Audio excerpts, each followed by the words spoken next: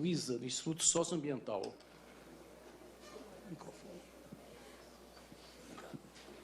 Melhor.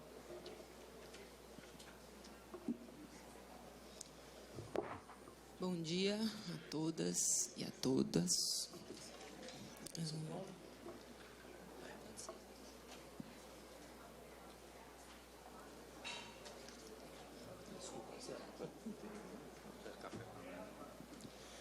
Bom, sou Ana Maria, sou antropóloga e venho trabalhando com comunidades tradicionais há 10 anos.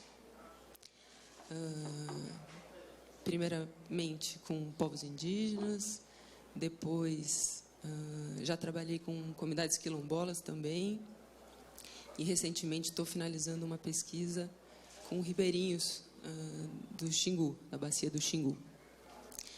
E essa experiência com comunidades tradicionais em vários cantos do Brasil me fez perceber que eles todos têm em comum uma forma de cultivo, que são as roças itinerantes, que são o sistema agrícola itinerante, né?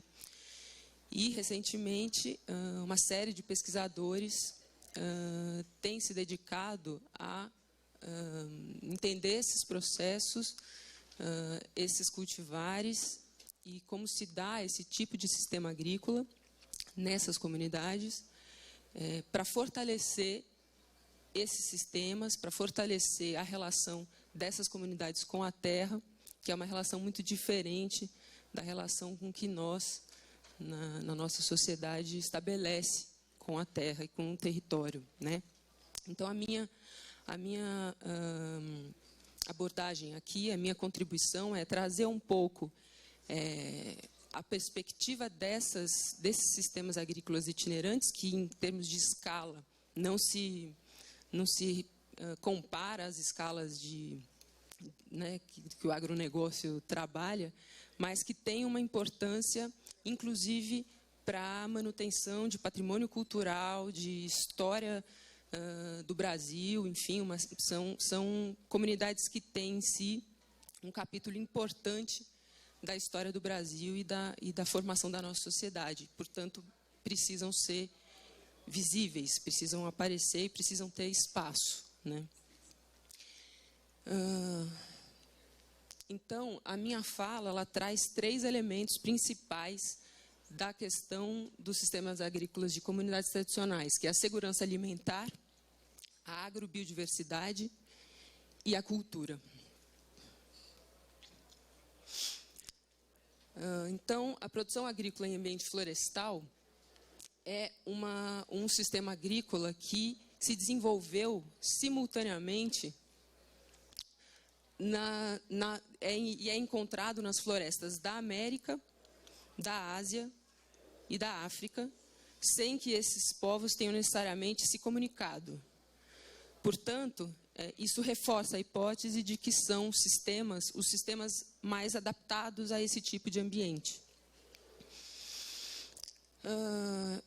Com o tempo, esses conhecimentos foram sendo transmitidos de geração em geração e hoje estão praticamente resguardados apenas nos territórios de comunidades tradicionais. Eu citei aqui os indígenas, quilombolas, ribeirinhos e caiçaras.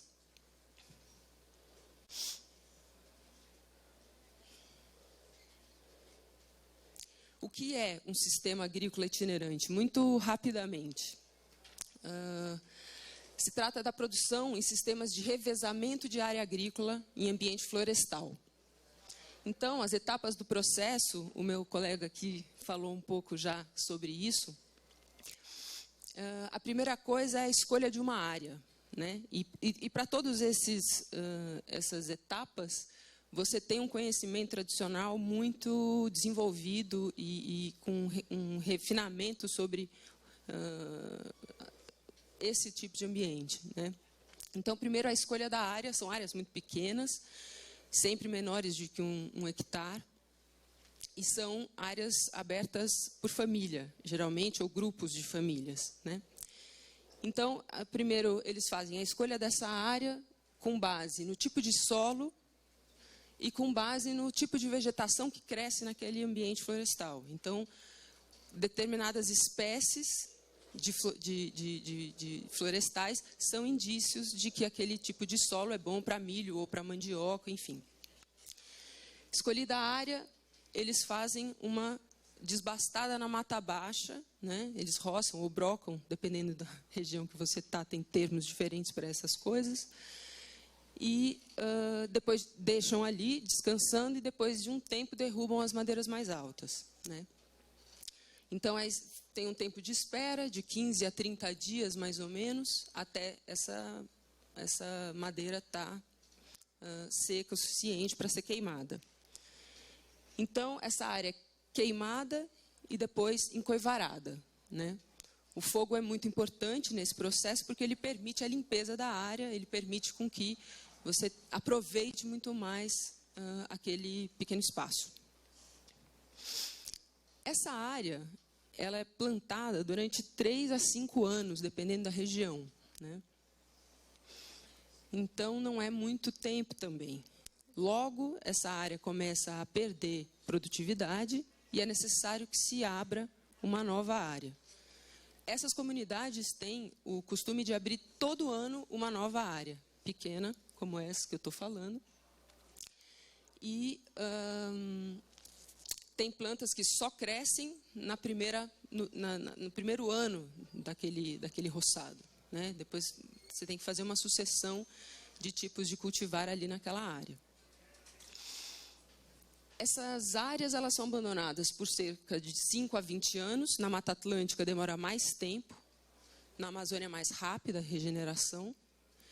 E depois de 5 a 20 anos, essa área está de novo com a fertilidade do solo recuperada e é possível refazer o processo.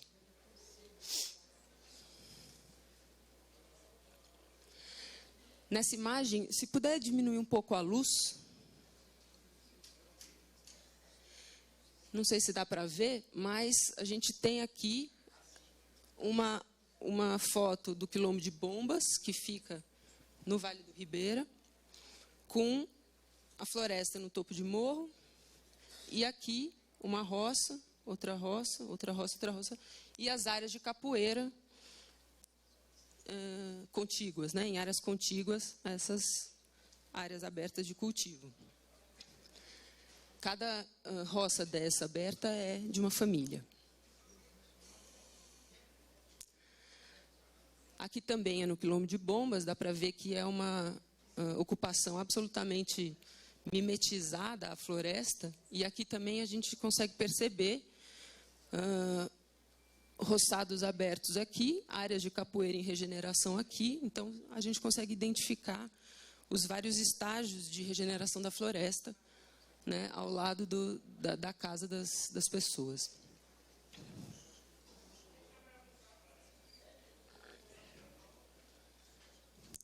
Mais uma em que a gente consegue visualizar essa sucessão de regeneração. Opa!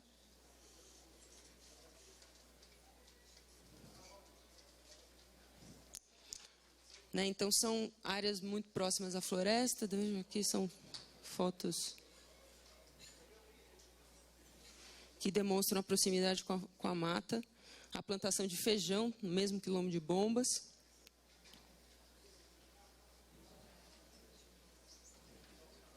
Desculpa, eu estou com um problema aqui. Passa tudo direto. Onde é o sensor disso? Aqui. A horta. Aqui uma plantação de banana orgânica no quilombo de Vaporunduva. Então, eu queria comentar um pouco os benefícios ambientais do sistema agrícola itinerante, né? A primeira coisa é que os insumos necessários à produção, eles são todos da própria floresta, né? Tanto os processos ecológicos, que o Wagner falou anteriormente, como também a biomassa em decomposição e as cinzas do fogo. Então, não é necessário colocar nenhum tipo de fertilizante nessa terra. O fogo não causa danos à terra. É um sistema que conserva nutrientes, né? A temperatura da camada superficial de 1 centímetro não sobe mais do que 10 graus. A Terra não esquenta. 1 centímetro é o que ela esquenta e não aquece mais do que 10 graus. Isso não destrói o banco de sementes responsável pela regeneração da floresta, não mata a microbiota e nem a pedofauna. A biomassa queimada nesses processos é de cerca de 16%, né? Então, são apenas os galhos mais finos e folhas secas são queimados. E não há contaminação de recursos hídricos nesse sistema. Esses dados são retirados todos de pesquisas do Instituto de Biociências, da USP, que tem feito há muito tempo pesquisas com essas comunidades. Os benefícios desse sistema para a segurança alimentar e para a saúde. Essas roças das comunidades tradicionais, elas têm uma variedade de cultivares muito grande. É interessante para eles ter essa variedade, porque eles sabem que existem pragas que atingem determinadas espécies e não outras. Então, do ponto de vista da segurança alimentar, é muito importante fazer esse tipo de manejo. Dados mostram que 2/3 da alimentação mundial vem de uma variedade muito pequena de cultivares. Então, a diversidade genética é uma forma de proteger a produção desses prejuízos causados por pragas, insetos e mudanças climáticas. Nas roças ribeirinhas, na Terra do Meio, por exemplo, 8 diferentes tipos de banana são cultivadas, 25 variedades de mandioca. Entre os povos indígenas do Rio Negro foram encontradas mais de 80. É uma variedade muito grande de tipos de mandioca. A gente que anda por essas comunidades muito, a gente escuta as pessoas falando, principalmente os mais velhos, de que existe um problema de saúde diferente hoje nas comunidades. Porque, embora eles tenham sistemas agrícolas e estejam plantando e estejam se alimentando ainda dessas roças, eles cada vez mais estão se alimentando também de produtos industrializados. E eles normalmente associam novas doenças a esse tipo novo de alimentação. Eu acho que a gente precisa realmente dar ouvido a essas associações que eles têm feito, porque, enfim, é um problema de saúde pública, não só deles, nosso também, e eles estão nos alertando já faz um tempo sobre isso.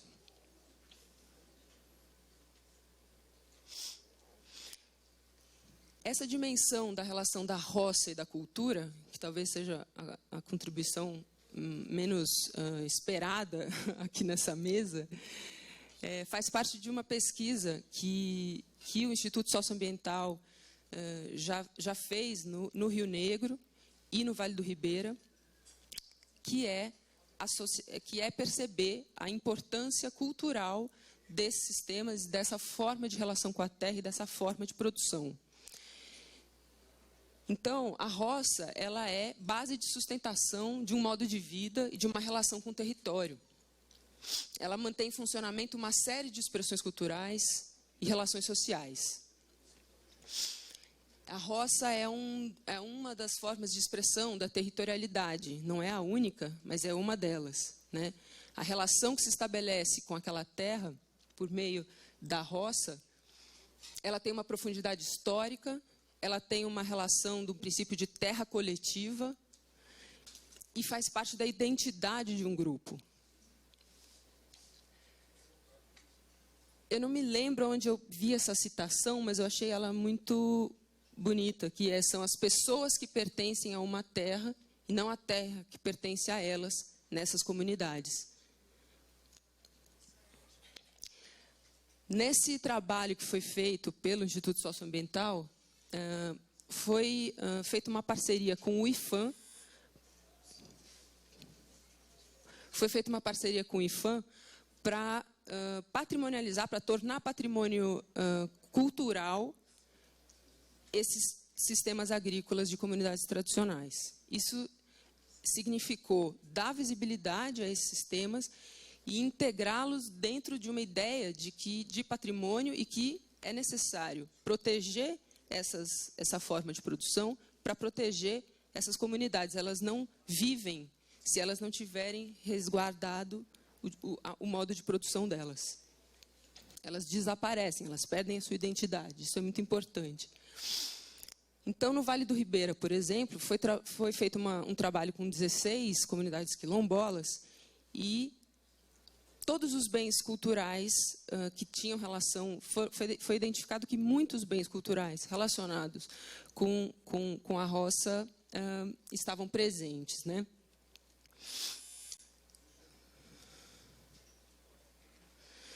A roça como centro de gravitação de um sistema, de uma cultura que envolve uma relação social dada pela organização coletiva do trabalho, em mutirões, em partilha do alimento, né, em trocas de solidariedade entre essas pessoas.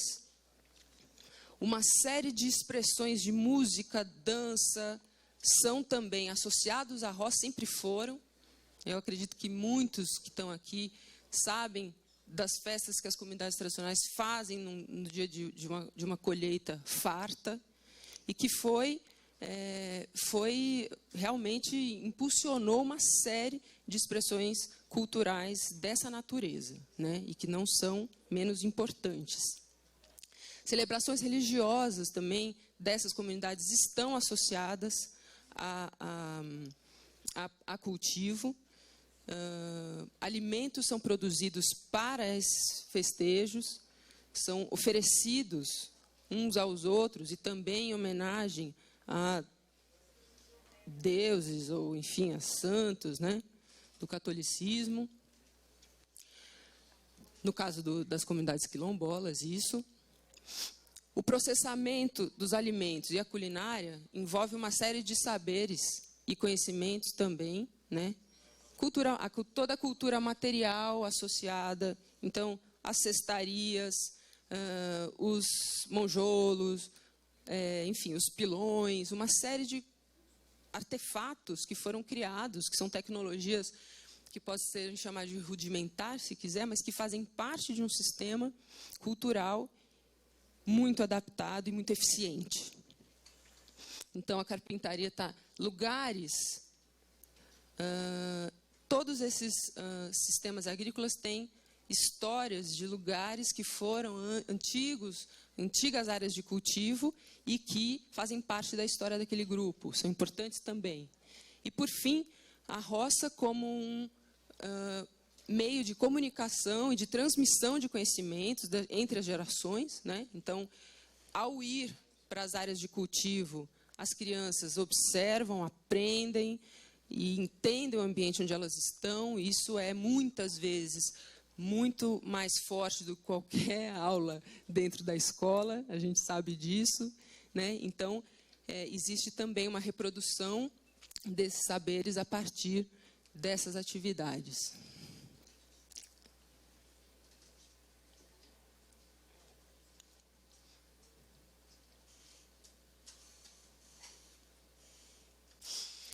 Então, quando a gente fala desse sistema agrícola,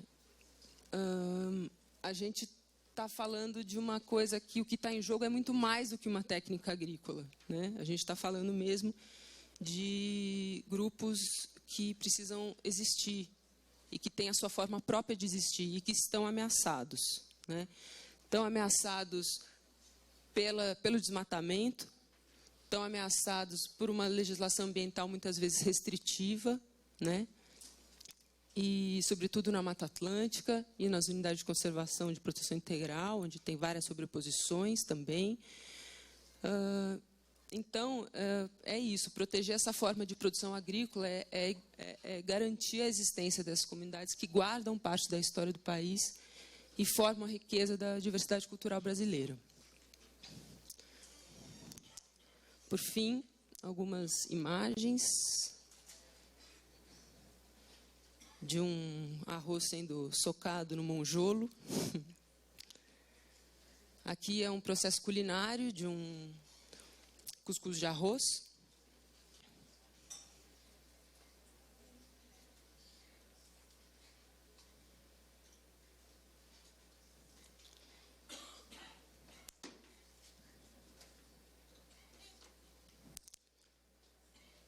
Uma moenda de cana feita pelo próprio quilombola.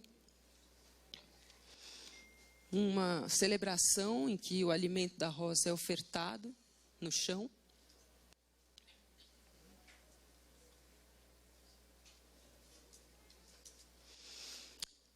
Essa era a minha contribuição. Muito obrigada.